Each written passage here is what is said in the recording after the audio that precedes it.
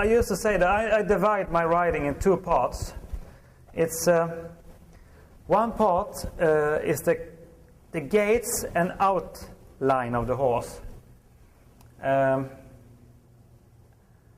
It's like the most important thing you have to feel as a rider. That's this: how is the frame, how is the gaits, and then the learning of the exercise and actual movements. Of course, that's also an issue. I mean, that's the whole way. Gaits and self-carries and outline, and then learning the horse, all the stuff. But if that's not working, if these two parts is not working, because that's the two big questions you have to ask yourself. Then there is always three things I have to ask myself, and I always do that. Then is the speed correct? Is the speed correct? Is the horse neck too high or too low? And the third, is the horse too free or too restricted in the neck?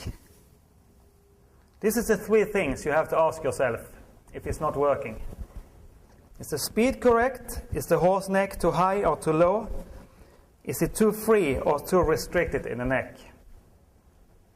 Because these things always has to do with the gaits and the outline and how they are learning the things. Some people say, yeah, but you can put trot in all horses. No, I cannot. I cannot put this super trot in all horses. The thing is that, or Anki or Isabel, they always trot in super Anki's horses. Always, you know. No, it's not that we can put trot in a really weak horse or a very poor horse. But we are choosing horses who have embryo to trot like that. And they are not trotting like that from the beginning.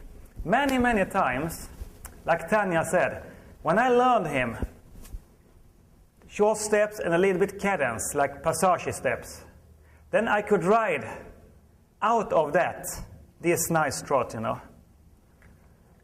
Isn't that true? I mean, if you just take the reins and you trot him a little bit just normal, very, very normal, you know, like almost warming up trot without any pressure, Tanya, only like a little bit longer in the neck, and you trot him like this. Relaxed, you trot him round. A little bit more forward, but not putting any pressure on. Yeah, exactly.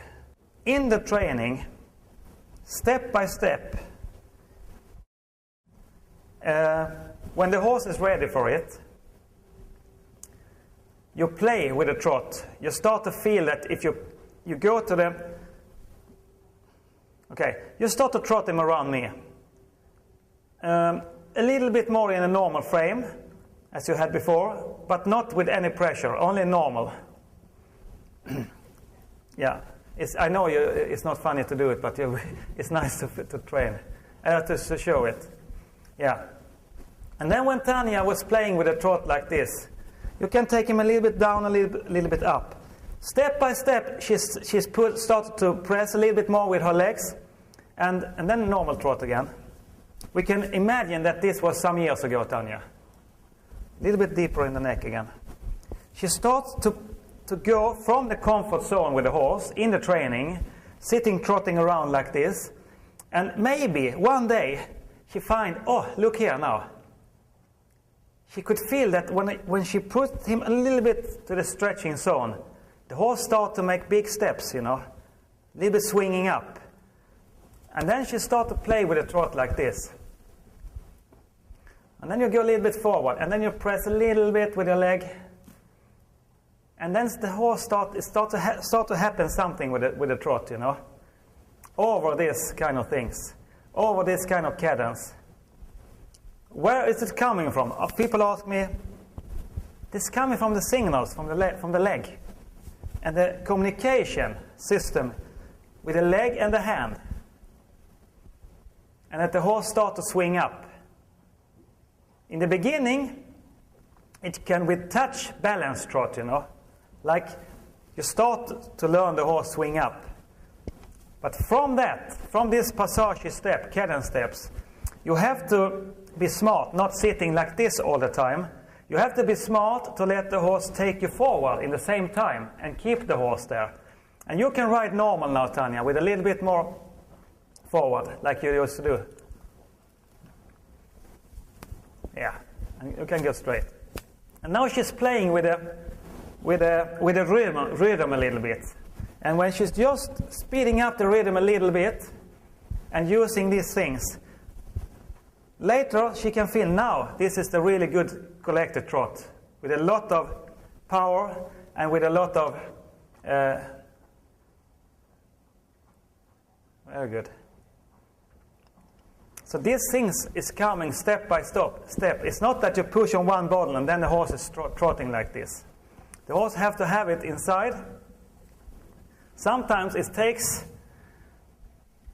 some years until they are like 7-8 years and starting to learn the passage steps. Now she's playing with some passage steps like this.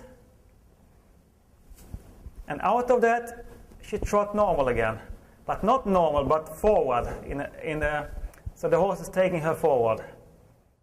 I used to say it's exactly the same with the passage. Passage is not something you can learn a horse like learning canter on.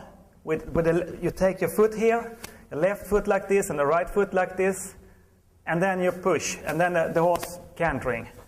Passage is something that is coming from training and the horse getting stronger and timing from the rider. And of course, talent also. A horse has to have some kind of talent for it.